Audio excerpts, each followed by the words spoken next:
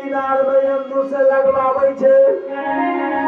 ये यंदू बाबा ठार के गाड़ी के जय फूल के नाम ले छे गेंदा गुलाब चंपा चमेली अड़हुल बेली फूल आ जाए छे उन्हें के यंदू बाबा पीछा में देखे छे गुलाल बाग फूल घोकड़ार फूल आल दे छे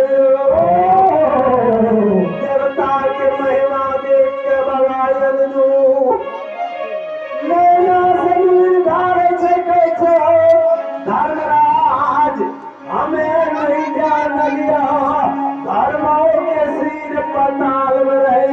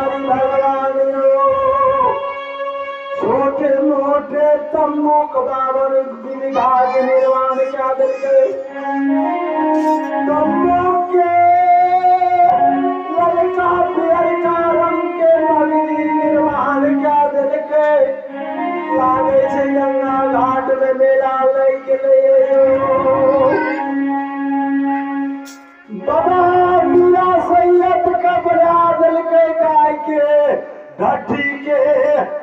मालिक हनुमान जी का दादल टूटी बंसी ओय तमु के अपना देवता मोगल पहचान के रूप बन के ऊंच सिंहासन पर चढ़ के बैस गेले हो जाओ बाबा यंदू के कहे छे हो यंदू फुलरिया